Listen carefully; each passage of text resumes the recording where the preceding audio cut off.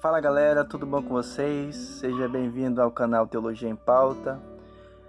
Hoje vamos estudar um pouquinho sobre o livro do Gênesis, tá bom? Vamos entender um pouquinho sobre o que o livro do Gênesis tem a nos apresentar nessa tarde, tá bom? O livro de Gênesis, né, no original hebraico é conhecido como Bereshit. Bereshit é a primeira palavra do livro, que é no princípio, em princípio. A preposição be, Ereshit, princípio, cabeça, primogênito, tem várias traduções para isso, dependendo do contexto. Então, o livro Bereshit, o capítulo 1, ele nos apresenta algumas coisas interessantes, que muitas das vezes, a uma leitura muito rápida, a uma leitura muito superficial, nós não percebemos isso, tá bom? O versículo 1 do capítulo 1 diz o seguinte: no princípio, criou Deus os céus e a terra. Bereshit, Bará, Elohim, et Hashamayim, et Haretes. Há uma grande discussão dentro desse versículo, porque muitas pessoas afirmam que esse versículo ele poderia ser a descrição do que seria o universo, do que seria o cosmos, do que seria tudo que existe hoje, né? O nosso cosmos. Mas muitos também acreditam que esse versículo ele seria somente a descrição ali do que seria a Terra, né? Do início da criação da Terra. Existe uma discussão muito grande aí e eu não vou me ater a isso, né? Então vamos continuar aqui. Versículo 2: a terra, porém, estava sem forma e vazia. Sem forma e vazia, a palavra em hebraico é tohu vavorhu, vavorhu. Significa, a tradução mais literal que a gente poderia encontrar é uma terra que era desértica e sem vida. Seria uma tradução mais coerente aqui com o texto no original. E aqui também nós encontramos o primeiro personagem do capítulo 1, que é o Espírito de Deus. Na realidade é o segundo, porque você tem aqui Deus, e você tem o segundo, que é o Espírito de Deus. Então você tem dois personagens aqui descritos no versículo 1 e no versículo 2 do capítulo 1 de Gênesis. E aqui no primeiro dia, eu coloquei aqui Jesus, vocês vão já entender porque que eu coloquei Jesus aqui, tá bom? Mas beleza, o que aconteceu no primeiro dia? No primeiro dia Deus criou a luz. Deus cria a luz, houve tarde e manhã, o primeiro dia. No segundo dia, Deus cria o firmamento, essa expansão de ar que nós conhecemos como céu, para que haja separação entre as águas acima desse céu e as águas debaixo desse céu. No segundo dia, Deus cria, houve tarde e manhã, o segundo dia. Terceiro dia, Deus cria, Deus faz a separação entre as águas, Deus dá uma ordem para que as águas se juntem num só lugar e apareça a porção seca. E essa porção seca Deus chamou terra, e o agrupamento de águas Deus chamou mares. E Deus deu uma ordem para esse agrupamento, para essa porção seca, que reproduza árvores, relva, ervas e tudo mais, e que dê semente. Houve tarde e manhã também, o terceiro dia. No quarto dia, Deus ele cria os luzeiros, o maior para governar o dia, o menor para governar a noite, é o sol e a lua e também as estrelas. E Deus os coloca para constituir data, para você saber as estações e sinais e tudo mais. No quinto dia, e no quarto dia ele acrescenta, houve tarde e manhã o quarto dia. Quinto dia Deus cria os primeiros seres viventes, as aves. E nos mares Deus cria os primeiros seres aquáticos, e também os grandes animais aquáticos e tudo mais. E Deus constitui a reprodução para eles, Deus dá a ordem de se reproduzir para eles. No sexto dia Deus cria primeiro os animais terrestres ali, tudo mais. E Deus também cria o homem. Aqui a gente chega no versículo 26. E aqui fica interessante porque esse versículo 26, ele é diferente de todos os outros da criação. Porque no versículo 26, você tem uma mudança de paradigma no texto. Aqui você não vê mais Deus criando só. Deus cria, mas só que Deus cria com alguns outros. Deus chama alguns personagens, né? E ele chama eles para criar a referência do porquê ele criou tudo antes, que é o ser humano. Né? Então você encontra uma mudança na estrutura da criação de Deus. Tudo que Deus vinha criando no singular. E disse Deus, e disse Deus, e disse Deus. Quando chega no versículo 26, você tem a introdução singular, mas só que a ação ela é manifestada em sua pluralidade. Deus não cria só. Né? Façamos o homem conforme a nossa imagem, conforme a nossa semelhança. E isso é importante porque com a identidade dos personagens você vai compreender um pouquinho melhor Deus e você vai também compreender um pouquinho melhor o que é a semelhança de Deus, tá bom? E a primeira pergunta de cunho exegético para esse versículo é: quem é esse Deus que eu coloquei Jesus, né? E aqui a gente resgata um princípio, sola scriptura, né, de Martinho Lutero. Somente a Bíblia, somente a Escritura, é ela que precisa dar a interpretação, não eu. Então eu coloquei aqui, né, um spoiler aqui, mas é a Bíblia que precisa dizer que este personagem é Jesus, tá? E identificar também quem são esses outros para quem esse Deus disse façamos. Então quem é esse Deus e para quem esse Deus disse façamos? É a primeira pergunta. E nós começamos pelo contexto. E aqui tem dois tipos de contextos, né, que a gente encontra para entender o que a Bíblia quer nos dizer. O primeiro contexto é o do texto. Né? É quando você olha para os capítulos posteriores, para os capítulos anteriores, e você tenta encontrar a identidade, a descrição, o que significa aquilo. Né? Aí você tem um contexto médio, que é quando você rodeia todo o livro do Gênesis, todo um livro, para tentar descobrir um significado de algum texto, de alguma parábola, de alguma história. E você tem o contexto mais longo, quando você verifica toda a estrutura bíblica para você entender o que significa aquela passagem. E você tem o segundo contexto, que é o contexto não do texto, mas só que do autor do texto. De quem escreveu o texto. No caso foi Moisés, e você não encontrou, você rodeou toda a Bíblia e você não encontrou nada, então você vai procurar um pouquinho na história, você vai ver quem escreveu, qual foi a motivação do porquê escreveu, quem era o público-alvo desse personagem, por que escreveu, qual era a sociedade que ele vivia, como que era a estrutura política, a estrutura econômica do tempo dele. Então tudo isso é importante para você entender o texto, tá bom? Então vamos começar pelo contexto do texto. Quando você vai lendo a Bíblia, né, de cara você encontra um personagem, que é este personagem aqui, que é o Espírito de Deus, que está ali. Então muito possivelmente Deus chama esse personagem para criar o ser humano. Ok. Mas será que existem outros personagens? E quando você vai lendo, quando você vai começar a ler a Bíblia, você folheia ela toda, só existe uma referência que infere a identidade do personagem. A inferência está lá em João, eu marquei aqui, tá? Em João, capítulo 1, versículo 1, diz assim: no princípio quando?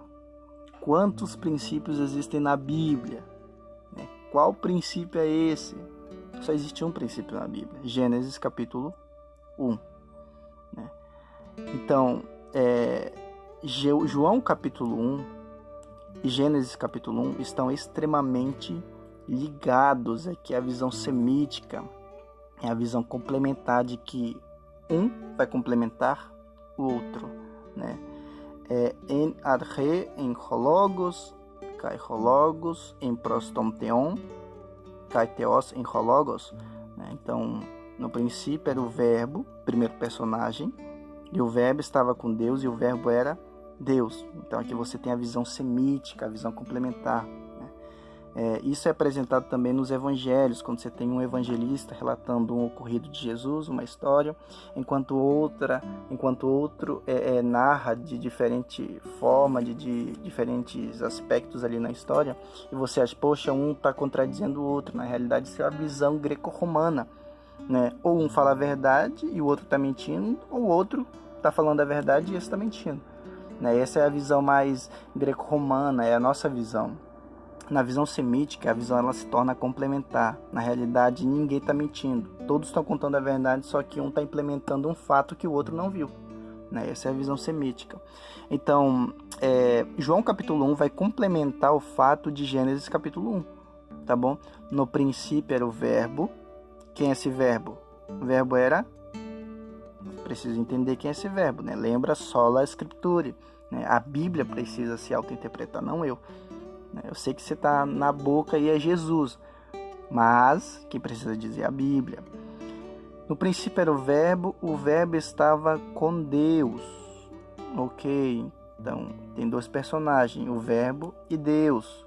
E este verbo era Deus, então este verbo que estava com Deus, este também era Deus. Então, você tem dois personagens que se identificam como Deus.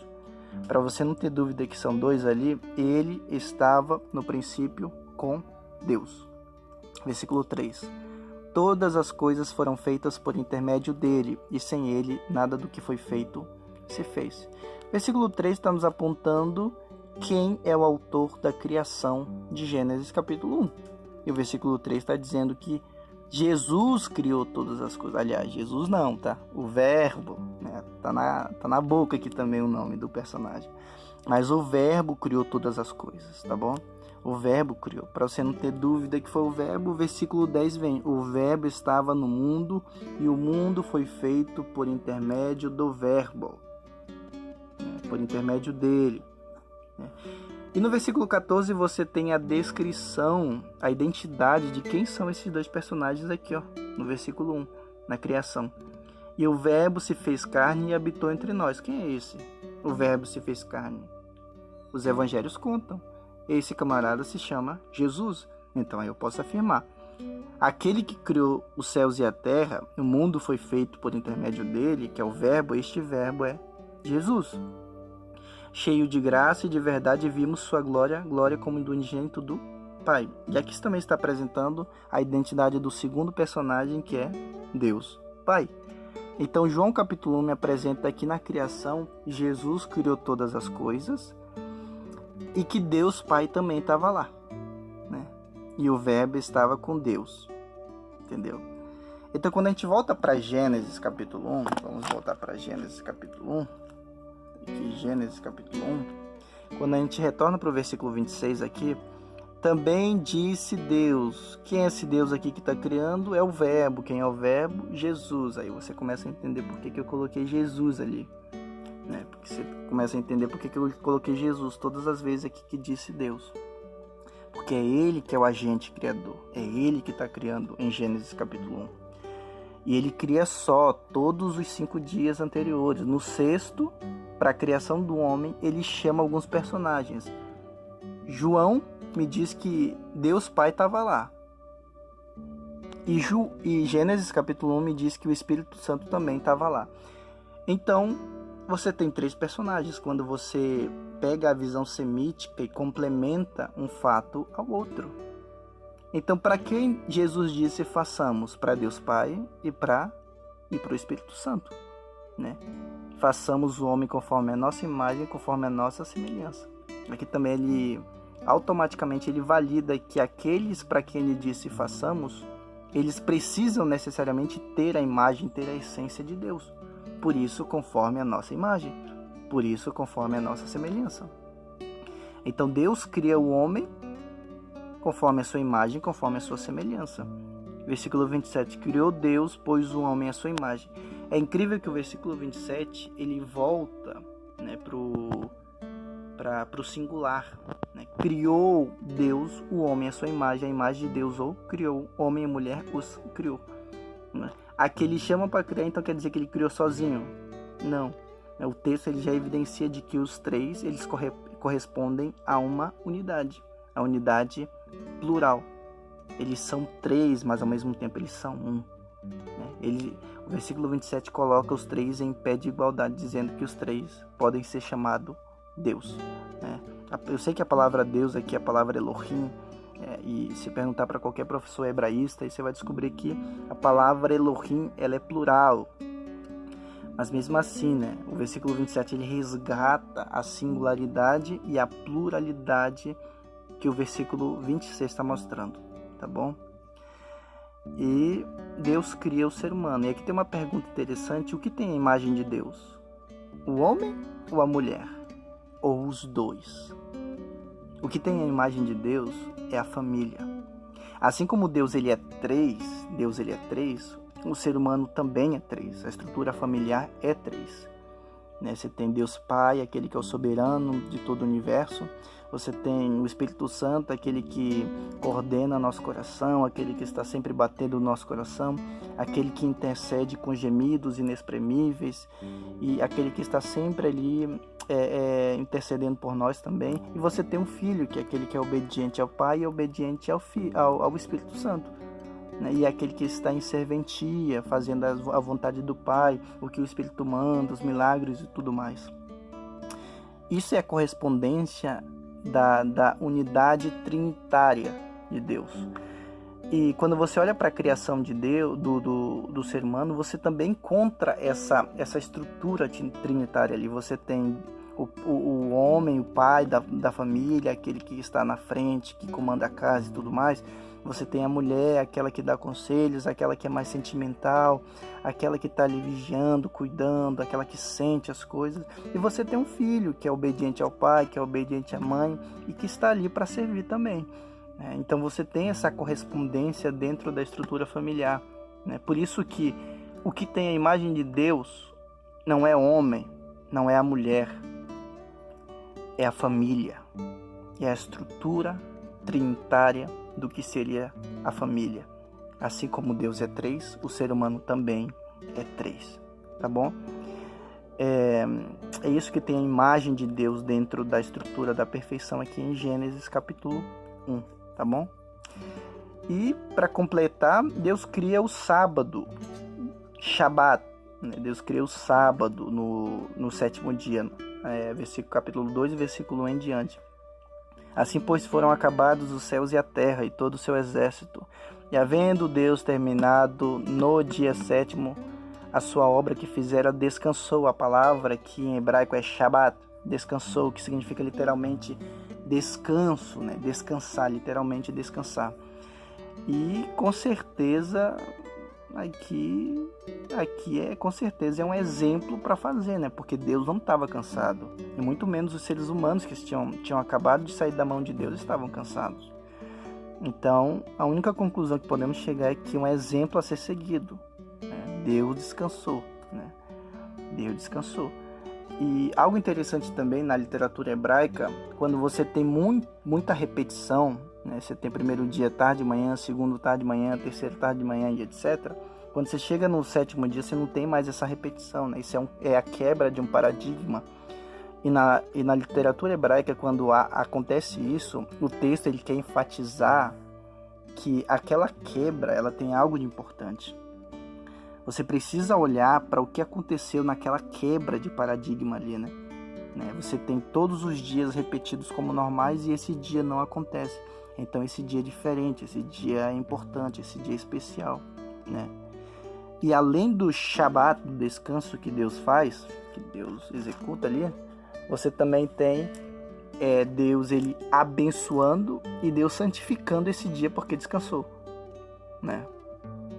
Quando você vê que o povo ali ele é cativo ali no Egito, que Deus levanta Moisés para livrar o povo da escravidão e levar para o deserto, quando Deus dá os 10 mandamentos, você vê que em Êxodo capítulo 20, versículo 8 ao 11, você vê que existe um mandamento que resgata o modelo de lembrar. Lembra-te do dia de sábado, lembra daquilo, porque em 6 dias fez o Senhor os céus e a terra.